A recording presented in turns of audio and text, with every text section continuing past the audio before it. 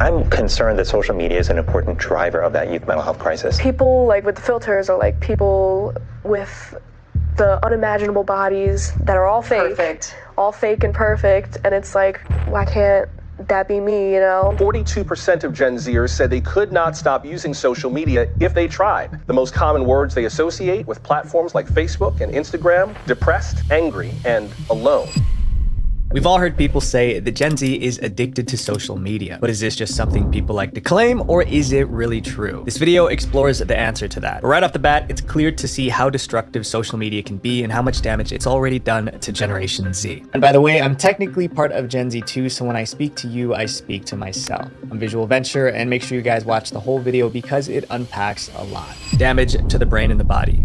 Gen Z is known as the internet generation. They are society's digital natives, spending an average of 7 hours and 7 minutes a day on their phones scrolling through social media. On average, Gen Z spends over 49 hours a week on their devices, which is more hours than a full-time job. With so much time in cyberspace, how do they have time for the real world? The answer is they don't. Alexis Spence was only 11 years old when she discovered Instagram. From then on, her life changed forever. At first, Alexis signed up to find more content about Webkinz, a kid's web game about stuffed animals. But soon she fell into the endless content rabbit hole. She found accounts of models and fitness gurus, which made her feel self-conscious about her own looks. Seeking comfort, she turned to online communities, but the people she met there were far from friendly. Instagram's algorithm suggested harmful accounts for her to follow, encouraging unhealthy behavior. And being 11 years old, Alexis didn't know better. She was easily influenced by these pages. Through these accounts, she found a series of group chats. But these group DMs only made Alexis feel worse about herself, with the members peer pressuring her to continue her newly found bad habits. She was on social media at 11 years old without our knowledge, without our consent.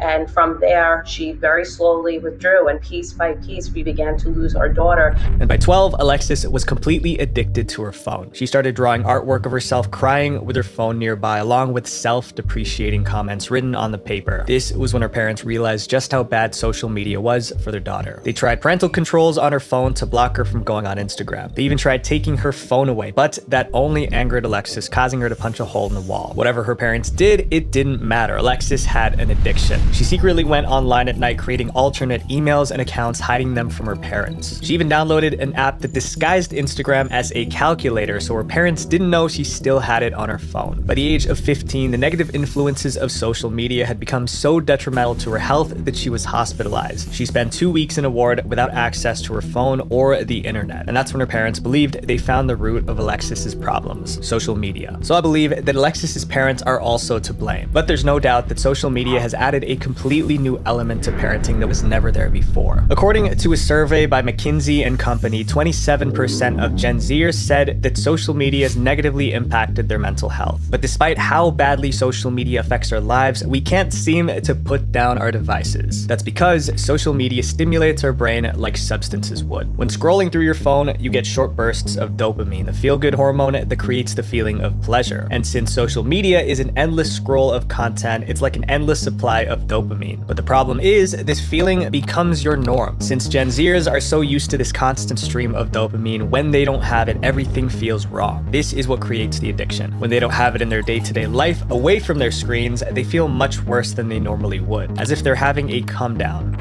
42% of Gen Zers said they could not stop using social media if they tried. The most common words they associate with platforms like Facebook and Instagram: depressed, angry, and alone. So obviously, scrolling on your screens makes you feel worse, right? For me, after an hour of doing this, just like laying down, I feel empty. I feel sad. So there was one thing that helped me with this. Before it was like blazing hot outside. Right now it's like 100 degrees every day. I would wake up and go on a run in the morning, but I wouldn't just run. I would run and learn at the same time. So how do I do that? Earbuds. So I would go on Audible, I would listen to a book about growing on YouTube or even self-development, but I would do that every single day while I was running. And I still plan on doing it, by the way. It's just So hot. Raycon's newly upgraded everyday earbuds are perfect for this. There's a lot of cars passing by all the time while I'm walking, and their new active noise cancellation feature helps out a lot. These things are affordable without compromising quality. Raycon sold over 3 million of these because they have features like a 32-hour battery life and a quick charge function, so if you forget to charge it, just plug it in or wirelessly charge it for 10 minutes and you're good to go for the next 90 minutes. And of course, you can use them for running because they're sweat resistant. And check out this case. I'm a huge fan of the ocean, and despite not being able to swim, I got these to represent my weird interest of the ocean. If you guys need a nudge to touch grass, this might help you out. Click the link in the description box or go to buyraycon.com/venture to get 15% off your purchase plus free shipping. Trust me, just walk for 10 minutes when you wake up and it will be life-changing. Ignoring consequences. Many influencers on social media are obsessed with getting likes and follows that they act without thinking about the consequences. Some of these actions are ridiculous while others are straight up dangerous. Kick streamer Neon is no stranger to controversy. At just 19, he has built a huge social media following by doing crazy things in public. Although other streamers get in trouble too, Neon is different because he doesn't seem to care about the consequences of his actions. A perfect example of this was in January 2024 when he shared some disturbing news with his viewers. On a live stream titled Clearing the Beef, Neon revealed that he received bad news from his doctor. He had only 3.5 days to live. I do have approximately 3.5 days to live. The doctors told me some crazy and I just hope you guys can make me feel better and pray for me. But instead of feeling sorry for Neon, people did the opposite. His viewers accused him of repeatedly faking illnesses, leaving comments like it's so sad that he has to constantly lie about his safety and health for views. Another one saying, I've seen this script before. Some even pointed out that Neon faked his death before, saying, I honestly can't believe him if this was true because he's already faked his death. You'd think getting blasted by dozens of people would make Neon change his ways, but instead of feeling ashamed, he started boasting about what he did. Damn, man, I faked my death, bro. Yeah. Good times. Really, really good Was that times. the first thing you did that kind of took I actually did it twice. No one knows about this because I deleted it. I said I got in a car crash and died. But that drama was nothing compared to when he tried to mess with one of the most powerful men in the world. In December 2023, what started as an ordinary live stream quickly turned into a serious situation. Around that time, President Donald Trump was scheduled to attend a UFC match. So Neon told thousands of people on his live stream that he would attend the event, walk up to President Trump, and confront him aggressively. So here's my plan, chat. You can clip this and foreshadow it in the future. What's gonna happen is I'm gonna walk up, I'm gonna talk about Trump, and then it's gonna be a very good experience.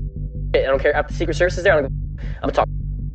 Going up to a former president like this is insane, and it's even more serious when he's surrounded by armed guards. Neon's comments quickly went viral. A lot of viewers thought he was just bluffing. They mocked him on Twitter, posting comments like, bro's not gonna say one thing. However, considering his past behavior, others believed Neon was crazy enough to do what he said. To prove his seriousness, Neon bought tickets to UFC 296. Then he live streamed himself heading to the T-Mobile Arena in Las Vegas where the event was taking place. It looked like he was really going to do it. Everyone watching the live stream was hooked. However, they were all about to be disappointed because when Neon was a few minutes away from the venue, he heard something that ruined his plans. He was just banned from entering the event. Neon's manager received the news and told him that he wasn't allowed in. Your name was dropped specifically by Dana. You cannot come in here. And somebody else said something weird that has the Secret Service buzzing right now. What? No. Wait, Dana said my name? So how did he get banned? Neon revealed his plans on social media, which led to someone sharing them with UFC's president, Dana White, the man in charge of the event. Dana decided not to take any chances. He told all security guards that Neon was not allowed to come in no matter what. At a press conference after the event, Dana was asked about the issue. There's a popular streamer online called Neon, and he said he was banned from the arena tonight. What happened is he said some stupid on Instagram. You wear clothes. When you start saying stupid like that, yeah, you're probably going to get busted up and thrown out of here. The next day, Neon's manager, Kane, issued a formal apology on social media. Kane wrote, out of respect for the whole UFC, Dana White, Red Rock, and the greatest president to ever live, last night my client's actions were unacceptable, and I'd like to formally apologize to anyone that was disrespected. Last night was the final straw, no more disrespectful trolling. Neon is just one example of the new wave of Gen Z influencers who don't care about consequences. In fact, this type of behavior is what keeps him and many others relevant. 2 teenagers in Florida got into trouble with the law after participating in a social media trend called the door kick challenge. Teens actually recording themselves kicking people's doors, and authorities are worried they could be putting themselves in some real danger. Over 2 weeks, the boys were caught on multiple surveillance videos kicking in the doors of 4 homes at night and early in the morning. The kicks were so hard, they made some doors fly open. After the teens were arrested, they told cops they weren't trying to break into people's homes. They were just doing it for, you guessed it, social media. That explanation didn't help their case. The boys were charged with multiple counts of burglary. One man who had his door kicked in spoke to local news about how risky the boys' actions were. He definitely didn't think about, there's definitely reactions to actions, and he didn't think about what could have happened. It could have just that quickly gone that bad. But again, all for clicks and views, right? The obsession with social media not only leads to reckless behavior, but also distorts our perception of reality. We're constantly bombarded with photos of people showing off their best lives when in reality, it's fake. The fake and filtered generation. With green screens, filters, and some editing magic, you can pretend to have the dream life that people aspire to have. But what's the cost of blurring the lines of reality and fantasy? In 2019, the beauty industry generated around $532 billion. This shows just how much society cares about physical appearance. Being beautiful can be expensive. Makeup, haircuts, plastic surgery, all of the costs can add up. This is why some people have turned to cheaper, more accessible alternatives to improving their look. Alternatives that can be found inside your phone. Ever since digital photos were popularized in the 90s, editing photos has become the norm, but it's since evolved past fixing lighting and removing pimples. Now you can change your entire face in seconds.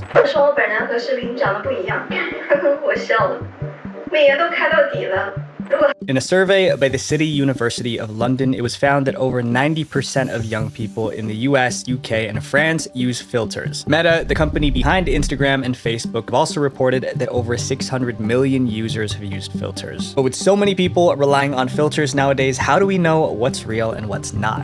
The latest viral TikTok filter is causing a stir. It has users divided over the way it instantly changes how they look compared to what they see in reality. This filter should be illegal. Here's the real me. With filters now a form of deception, it's easier than ever to go viral for good looks. But at the end of the day, filters can fail, which is the harsh reality that this influencer had to face. With over 100,000 followers on the Chinese live streaming site Douyu, Your Highness Xiao Bailu was a fan favorite streamer. And forgive me because I don't really know how to pronounce her name. She became famous on the site for her sweet voice and looks, with many of her supporters seeing her as not just a streamer, but a goddess. Her fans were said to worship her, sending her thousands of dollars. Her most loyal fan gave her over 100,000 yuan, which is almost $15,000. Although Bailu was praised for her beauty, she never streamed with her face showing, using a gift to cover it. The fans still idolized her from the few photos that she posted of herself on social media. But the truth couldn't hide forever. On July 25th, 2019, the Douyu platform glitched, and the GIF covering Bailu's face disappeared during a live stream. Bailu, who wasn't looking at herself, continued the stream as normal, but slowly she started realizing that something was wrong. Her viewer and follower counts kept dropping until she had no choice but to find out the root of the problem.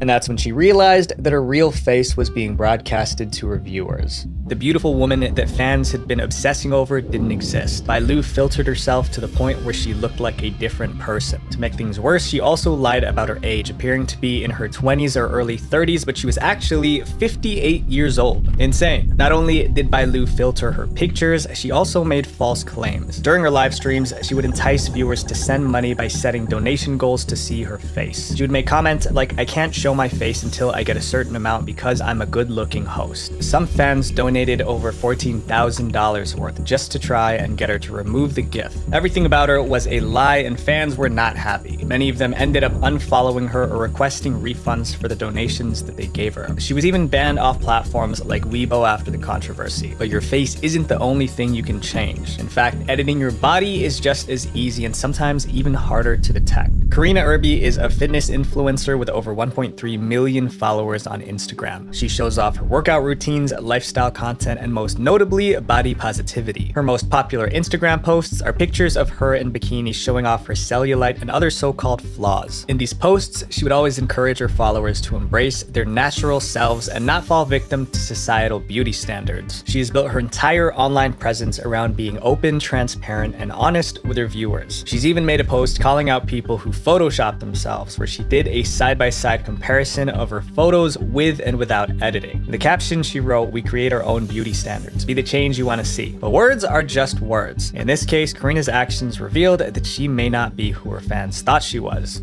This has to be the biggest amount of hypocrisy I've ever come across in doing these stories. Welcome to the show, Karina Irby.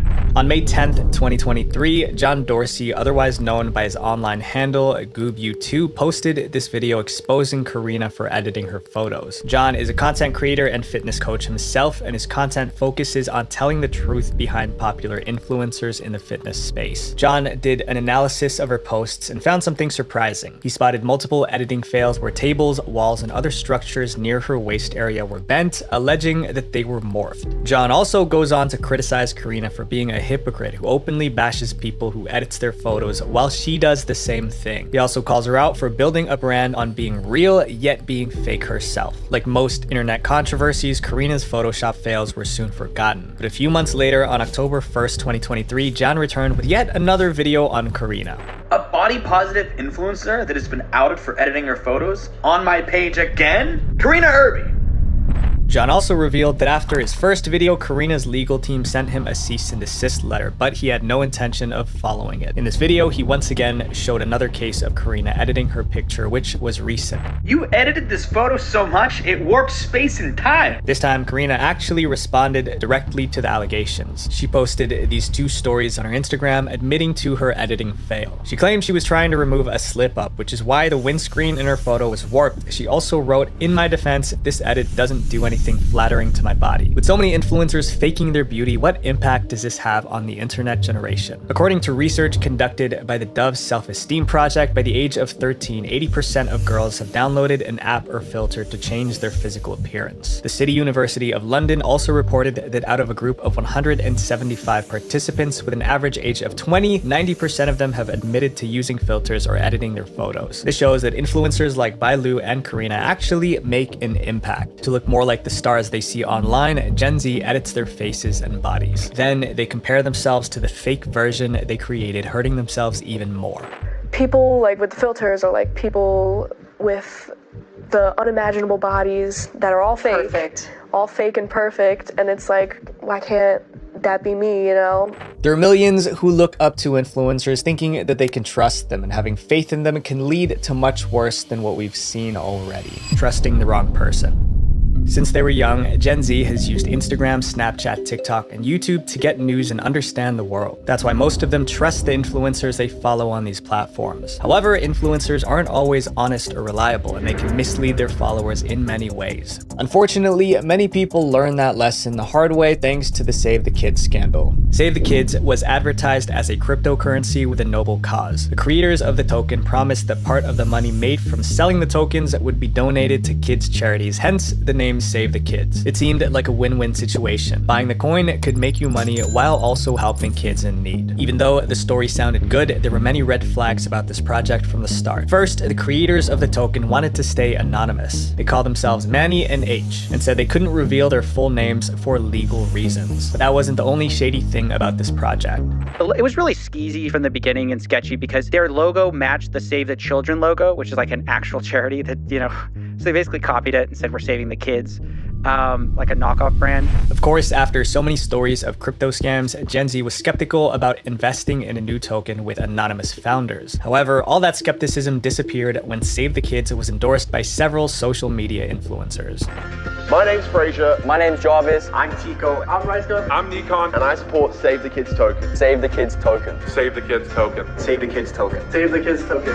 These weren't average influencers. Each of them had millions of followers who trusted their advice. Samurai had 27 million followers, Rice Gum had 18 million, and the four members of FaZe Clan had a combined 31 million followers.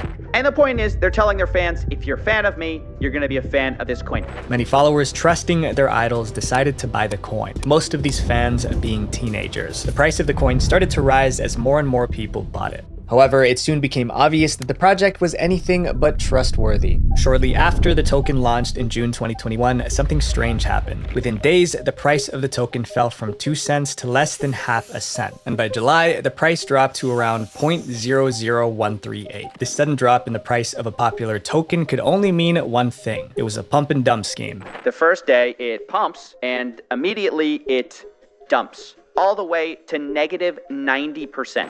In a pump and dump scheme, scammers promote a token to make many people buy it, which drives the price of the token up. Then they sell or dump all their tokens at a high price, leaving others with worthless tokens. And that's exactly what happened here. YouTuber CoffeeZilla investigated the scandal and made a video revealing how some influencers purposely took advantage of their followers. According to CoffeeZilla's report, the influencers who promoted Save the Kids were given tokens before the public could buy them. However, some of the influencers sold these tokens as soon as the price went up. For instance, FaZe Jarvis sold 2/3 of his wallet within days of the launch, while FaZe K sold all his 6.2 million tokens to be left with just 4. And at the same time, these influencers were promoting the token as a solid long-term investment to their followers. CoffeeZilla also discovered other instances of FaZe K doing similar pump and dump activities with other cryptocurrencies in the past. In summary, Save the Kids was one big scam. The masterminds behind the scam were the 2 anonymous founders. However, it only succeeded because the influencers convinced their followers to invest. When the truth was revealed, the internet blew up. Social media was full of angry posts from people who'd lost their money. Headlines like "Influencers use dying kids to promote a scam altcoin" reflected how people felt about the situation. After the scandal arose, the Save the Kids website was taken offline. Influencers who promoted the coin quickly deleted all their Twitter posts about it.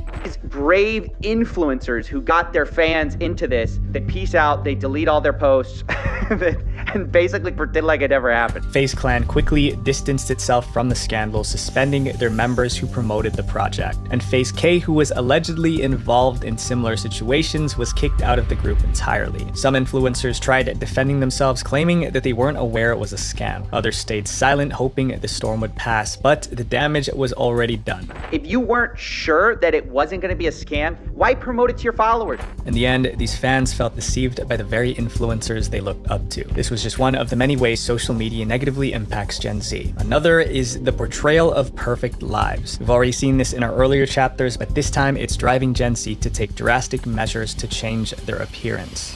Embracing the plastic.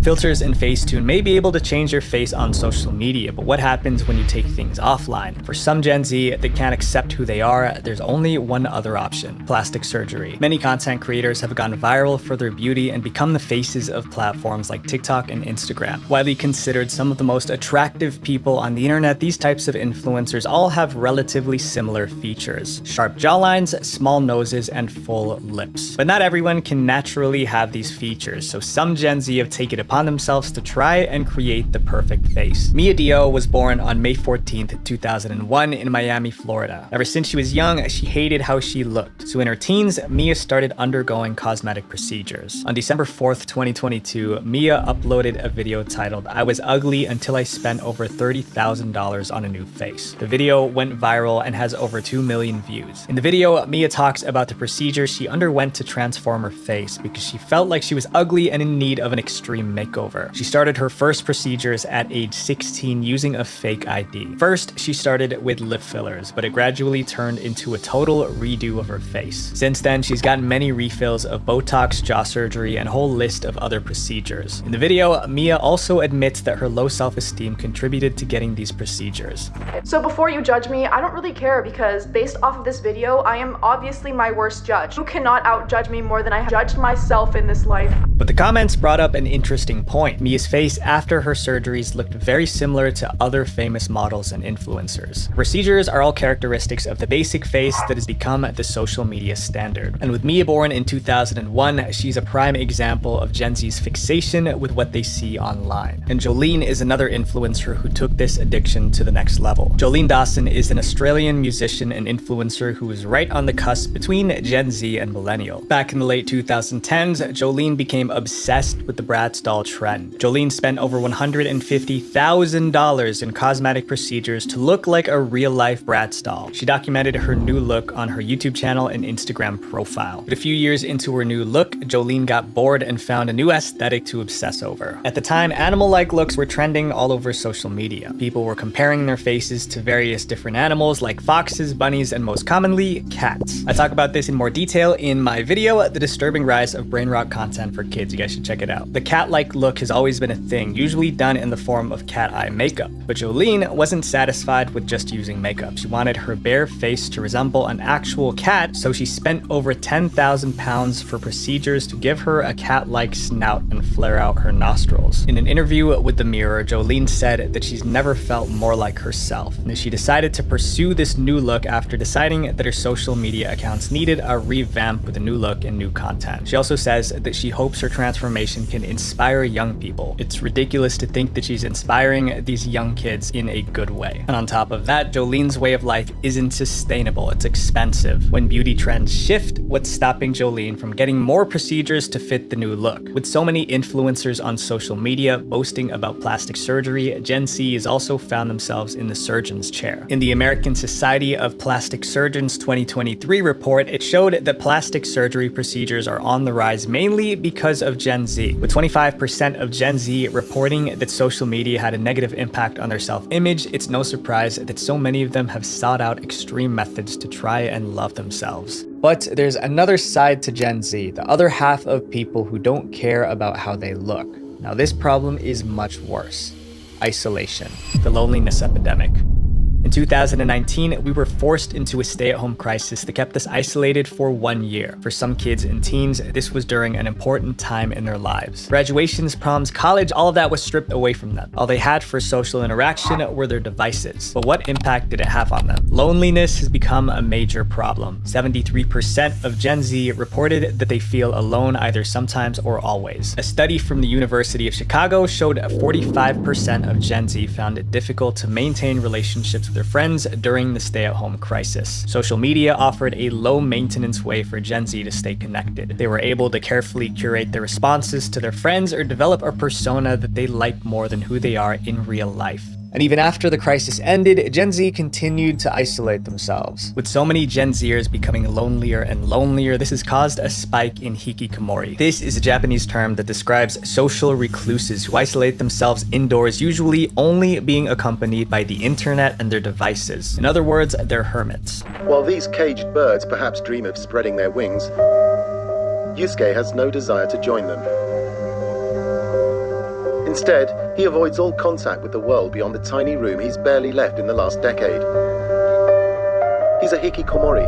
Originally a phenomenon from Japan, the hikikomori lifestyle is now common in North America too, with a subreddit dedicated to it with over 16,000 followers. Hikikomoris use services like food delivery apps and find remote work so they can spend months, if not years, without leaving their houses. What's interesting to me is that this is usually a punishment. People on house arrest hate it, but hikikomoris prefer it. It said that there are an estimated 1.5 million hikikomori in Japan right now. For North America, the number isn't clear. However, hikikomori videos have started trending on platforms like TikTok. Due to spending all of their time confined in their rooms, they have poor social skills. Their only access to the outside world is via the internet, which isn't what the real world looks like. And studies show that spending more time on social media increases the risks of psychological issues like loneliness, especially in teenagers. Isolation poses real dangers. For lonely Gen Z, forming genuine connections is challenging, so they turn to the internet. With AI's rise, almost anything can be generated in minutes. And Gen Z is well aware of that, with 36% of them using generative AI for work within the past year. But many use this technology for personal reasons. In January of 2023, Twitch streamer Atrioc made a grave mistake. He turned on his live stream without double checking what tabs were open. So when he shared a screen with his 300,000 plus audience, they were quick to point out a suspicious website on one of his tabs. The site was a deepfake website offering generated non-consensual AI images of streamers including Pokimane and Cutie Cinderella, who were both Atrioc's friends. On January 30th, Atrioc took to his stream to issue a tearful apology. He's since taken action to try and get websites like this taken down, but this content is almost impossible to eliminate. With AI content being so common on social media, Gen Z is getting more desensitized to its impact. Some people even turn to these AI programs longing for a relationship. 75% of Gen Z are single, and more specifically, over 60% of men aged 18 to 30 are single, compared to only 30% 50% of women in the same age range. Of this number, 1 in 5 men also report to not having a single close friend. But as humans, we crave connection. And even if Gen Z men can't get it in the conventional way, they'll still seek it out in other forms like AI.